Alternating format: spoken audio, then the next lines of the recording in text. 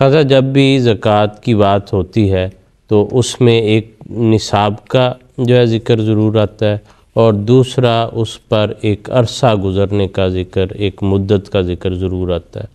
تو اس زکوٰۃ کے واجب ہونے کے لیے کتنی مدت ہے اور اس کا تعین کس طرح سے ہوتا ہے؟ کیا جیسے آج کل مثلا جنوری سے نیا سال شروع ہوتا ہے، تو کیا جنوری سے دسمبر تک کا ہوتا ہے کاؤنٹ،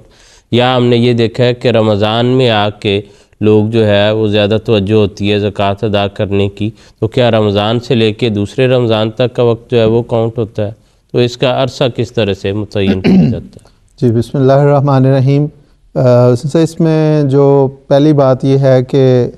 اس پہ مدت کون سی شمار ہوگی، تو مدت کے لیے زکوٰۃ کے جو مختلف اموال ہیں ان کی مدتیں بھی مختلف ہیں۔ مثلاً پچھلے پروگرام میں ہماری بات ہوئی تو اس میں نے عرض کی تھی کہ جو فصل ہے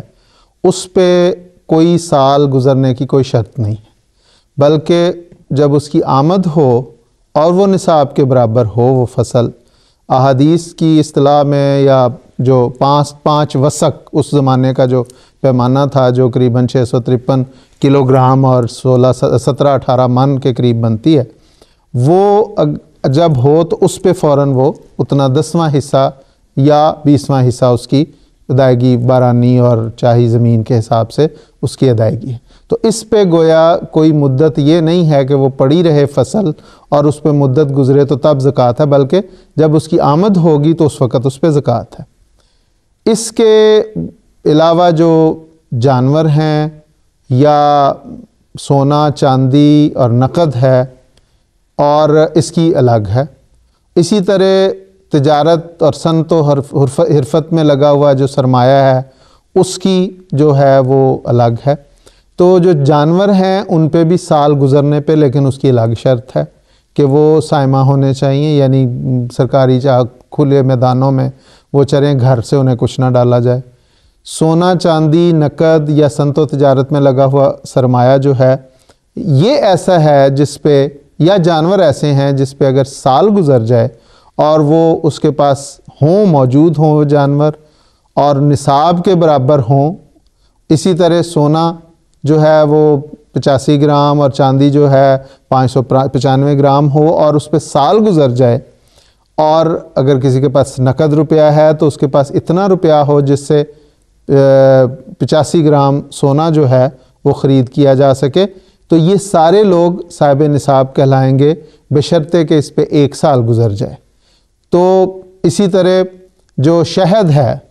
یا معدنیات ہیں ان پہ بھی سال گزرنے کا نہیں ہے، بلکہ جو ہی وہ آمد ہو اس پہ اس کی شرع کے مطابق زکوٰۃ ہے۔ تو یہ مختلف چیزوں کی مختلف طریق ہیں زکوٰۃ کی ادائیگی کے۔ جہاں تک سال کا تعلق ہے، جن چیزوں پہ سال کے گزرنے کی شرط ہے، تو کون سا سال شمار کیا جائے اس کے متعلق ضروری نہیں ہے کہ ساری دنیا میں یونیورسل طور پہ 1 سال شمار ہو۔ جس طرح ساری دنیا میں ہر ملک کا اپنا سال ہے،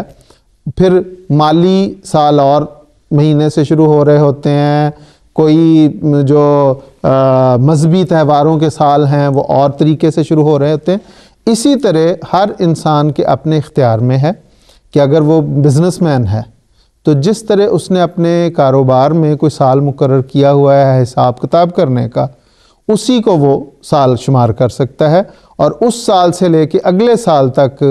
وہ جو بھی اس کو آمد ہو اس کے مطابق وہ اس کو حساب کرے گا، اور جس طرح اپنے دنیاوی معاملات کا حساب کرتا ہے،